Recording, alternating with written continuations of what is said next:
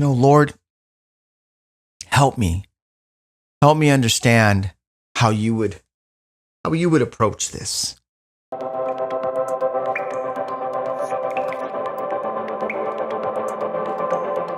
Hello everyone, my name is Angel Sandoval. Thank you so much for stopping by my channel. If you're new to my channel, I make these videos weekly in hopes that they encourage you. Let's all admit that it's been a rough couple of weeks. I myself was told by the Lord, Angel, take a break. It's been crazy out there, so much division.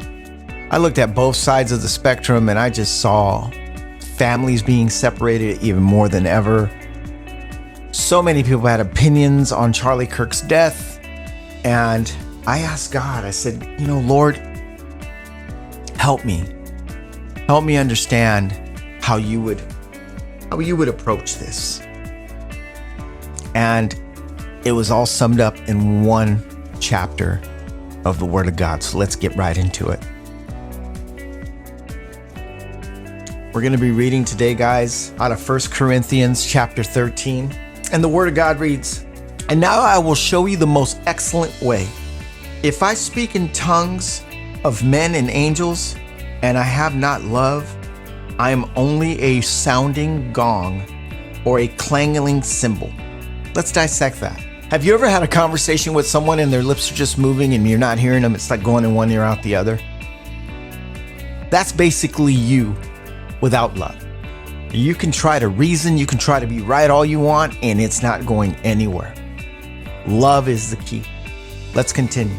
Verse 2 says, "And if I have the gift of prophecy, and I can fathom all mysteries and all knowing knowledge, and if I have the faith that can move mountains,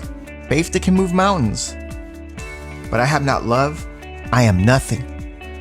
Verse 3 says, "And if I give all I possess to the poor, and surrender my body to the flames, but have no love, I'm nothing." Verse 4 says, "Love is patient. Love is kind. It does not envy. It does not boast. It is not proud." Verse 5 says, "It's not rude. It's not self-seeking." How many of us have been self-seeking? Yeah, I'm guilty of that too. "It's not easily angered." Boy, I need help with that one, because I've been easily angered a lot lately, so I myself need love. "It keeps no record of wrongs." Guilty. I've been keeping record of wrongs, looking at people going, "Oh no, they shouldn't have said that," or "They shouldn't have thought they're wrong." "Love does not delight in evil." Let's read that again. Verse 6, "Love does not delight in evil, but rejoices with the truth." Verse 7 says it always protects, always trusts, always hopes. We've lost hope, guys. In the center of that hope is love. When you hear a food and it needs preservatives to make it last longer, love needs to endure. It doesn't have a shelf life. And verse 8 says, "Love never fails, but where there are prophecies, they will cease. And where there are tongues, they will be stilled. And where there is knowledge, it will pass away." Verse 9 says, "For we know in part, and we prophesy in part." But verse 10 says, "But when perfection comes, the imperfection disappears." 11 says, "When I was a child, I talked like a child. I thought like a child. I reasoned like a child. When I became man, I put those childish things behind me." It's time for us to stop acting like children. It's time for us to love one another, regardless of your political beliefs, regardless of your background, regardless of who you are. If Jesus was here right now, he wouldn't care about anything but loving you and getting you into his kingdom. But that love comes with truth. So ask yourselves what that truth is.